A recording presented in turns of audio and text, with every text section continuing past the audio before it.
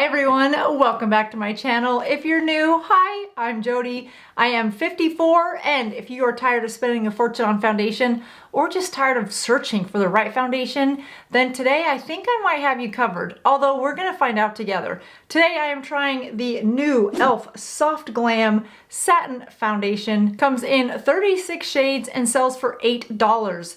This foundation says it is medium coverage and it has 1% hydrating hibiscus complex to nourish your skin. This is going to be a good test for us today because I am T-zone, which means I have oily skin in the T-zone area and I'm dry in this cheeky area. So for those of you that have dry skin, combination skin, or oily skin, we'll get to see how this wears because we're gonna put it on together and I'm gonna come back with you guys at about 8 hours and see how long it lasts. Let's be honest, most foundations can look great, you know, right after application. It's the wear, and this says it's long wearing, but it's the wear that really tells us if it's worth our time and our money. So if you're ready, I'll meet you on the other side of this intro. I'm gonna put this on together and let's see what happens.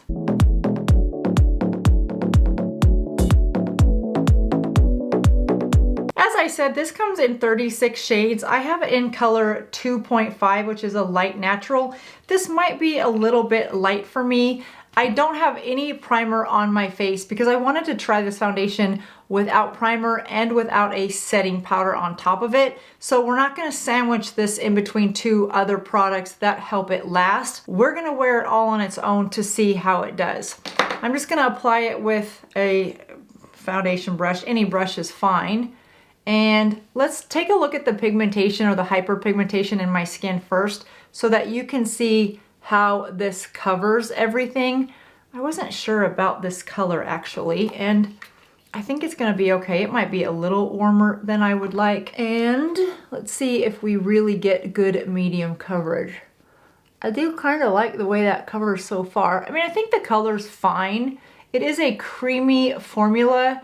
It tends to blend nicely, it looks like. It is covering that hyperpigmentation. And yeah, I usually like a little darker foundation, but this one does match okay. I already have on my eye makeup, but that's about it. So I am ready for some coverage. It doesn't seem to be accentuating any pores, which I typically will see that if it happens right through here, as well as on my chin.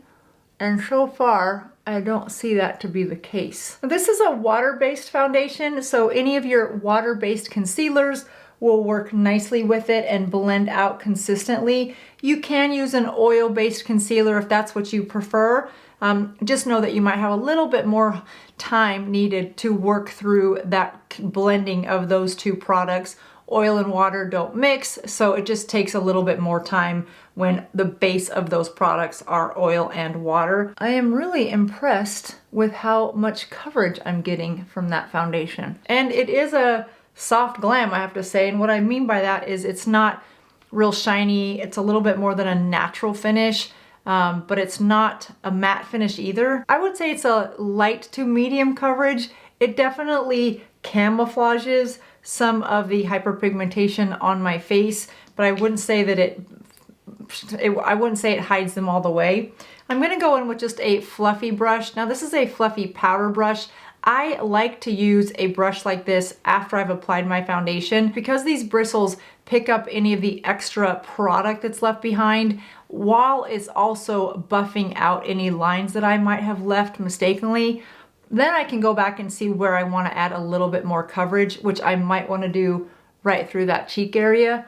But right from the beginning, I can say I'm pretty impressed with how this is looking. The other thing I like about this brush is if you've got a foundation that's a little bit more shiny finish than you like, and you like more of a semi-matte versus a natural or a soft glam look, a brush like this goes and picks up any of that extra shine and dulls out the look a little bit, but in a healthy dull kind of way, in a trendy dull kind of way, not a my skin is really dull kind of way, if that makes sense. So I really like the way that covers. I do want to see if it's buildable because it says that it is. So we're just going to go right here on this hyperpigmentation area, and I'm just going to go a little thicker there. When you have a foundation and mature skin and you've got areas where you do want more coverage, try to remember to not build up your foundation everywhere. Put on one layer of foundation and then go back in with either a concealer or a buildable foundation like this one, and just spot build so that you're not building up that product in areas where you may not need it. Now, one thing that typically happens to me with a foundation is I have enlarged pores right on my chin and on this area of my face. I don't see that this foundation has accentuated those pores. And if we weren't doing a review, I might set a little bit of powder there just because I like to get a really long wear out of my foundation. But I don't want to do that today because I want to see how this wears without having to add other products to it. So far, you guys, I really like this look. Now I need to add a little bit of concealer because my under eye area definitely needs some brightening. And for that, I'm going to use the Maybelline Age Eraser in 160. I take off the sponge tip applicator. I just don't like that on my concealer brush. I feel like it leaves an opportunity for bacteria. And I like this pink one because not only does it camouflage that purple under eye area, but it brightens this eye area and allows me to go back with a foundation really lightly and have a more consistent look versus that lighter concealer look that you're trying to blend with your foundation. This under sculpting technique, applying this pink concealer and then applying a foundation over it, gives me a nice uniformed look to my makeup and also brightens this under eye area. Now that I've applied that concealer, I'll just go back with a little bit of this foundation, kind of what's left on the brush, and lightly tap over that concealer without moving it around, and then taking the edge of that brush and giving myself a nice sweep and define the eyeshadow that I applied earlier. A little bit on my nose because for some reason foundation just does not stay on my nose. Do you guys have that issue where foundation is hard to stay on your nose? If you do, just add a little bit of powder after you've applied your foundation, and that typically does the trick. If not, you can apply setting powder and then a setting spray to really lock it in place. So you can see where I took this brush on my foundation and took that shine out, except now my under eye areas where I just applied that foundation again is shiny. Because I have not done this yet, that just goes to show how well this takes off that little extra artificial shine. For me personally, I don't like that look, so I'll do the same process with this brush right where I put that little dab of foundation just to pick up any dullness and any excess product. And there we go. Now, you know me, to finish my look, I'm gonna have to add a little bit of contour, and then we'll add a little bit of blush, but you don't have to do this step if you don't want to. It's just how I finish off my look.